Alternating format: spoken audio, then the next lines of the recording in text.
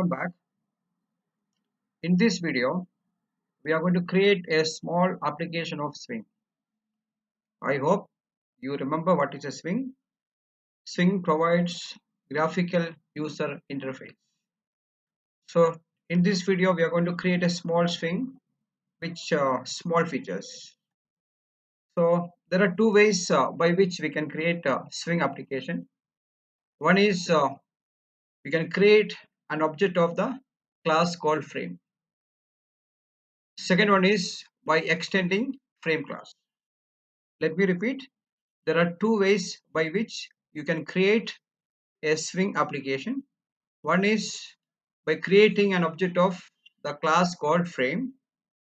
The second method is by extending frame class.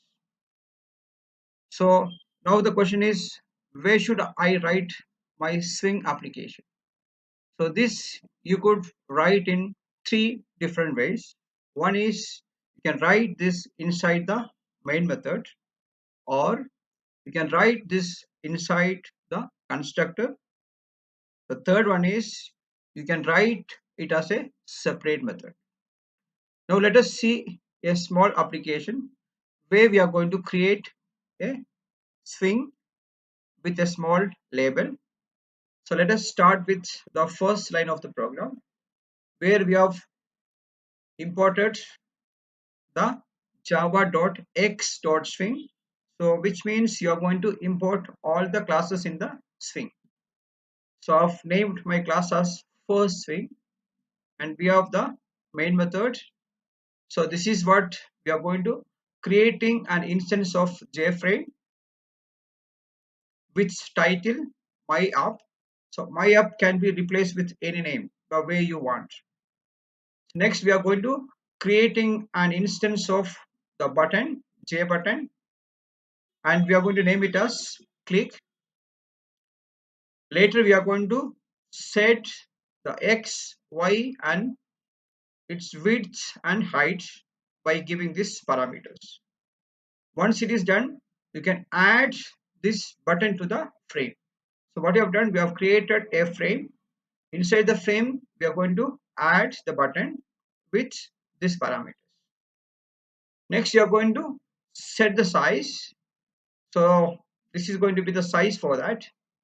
Then you are going to make layout null. That means you are not going to use any kind of layout managers. So next thing is you have use something called exit on close. This is going to close once you exit. And the last one is you have to make this as visible. That means you are making the frame as visible. You have to make sure that once you have created the frame, you have to make it as visible. So now once we do it, let us see what output you are going to get. So this is what the expected output. This is what we have created. Where you have created, this is the thing we have created. So here which is going to make it as my application. We have not got this actually, but this is the thing which gets displayed once you run this program. So this is the first way of creating your Swing. So let us see this more in detail. As I told, the first line always talk about what are the packages you are going to import. This is the way we are going to import the packages. Next, so we have begin the Swing by creating a frame using the line. So please remember how we started. So by creating a JFrame using the line of code JFrame f is equal to my new app. It begins by creating a JFrame. So that is, you should remember it. This is the first thing you have to do when you create a Swing application. So what it does, this creates a container called F. So please do remember this line is going to create a container. As we have seen previously, first thing is you have to create a container. So inside the container, you have to create the component. There are two special features, two special things you should remember about this. So you need to create a container, then you have to create a component for that. Then we have to set the size. So window size is going to be no, this is going to give you the size of the window. This is what we have set. So the set size method, which is going to determine the dimension of window. So which are specified in terms of pixels. So this indicates the pixel size. And please do remember, so we have an easiest way to close the application. So we have included set default close operation, and the operation is exit on close. So this is going to uh, close the entire application, or which is going to terminate the entire top level window. Let me repeat, when a top level window is closed, the window is removed from the screen, but application is not terminated. This is what happened normally. So if you want the entire application to terminate when its top level window is closed, so this is the one way we can do it. Next, let us see what is the other way by which we can create a swing.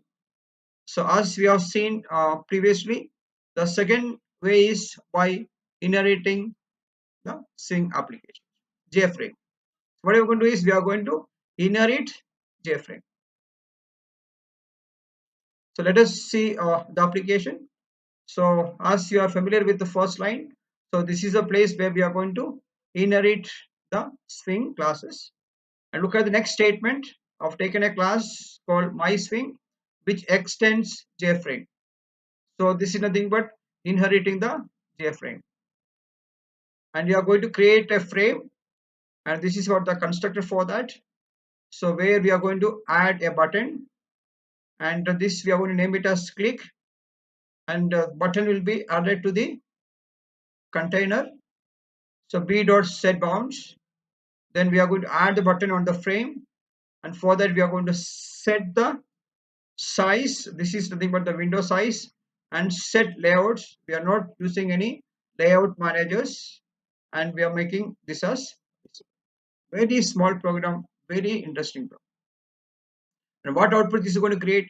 This also going to create the same output as the previous one. So this is what the main method. So this is what the entry point where I called the constructor. So it will come to the constructor part where we have created a window, name it as click. In that we are going to add a button.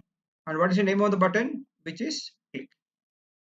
So finally, I'll be getting a window with the specified size, and this is a button I've created, and on the button I'm going to name it as click. So we have successfully seen two ways by which we can create swing application.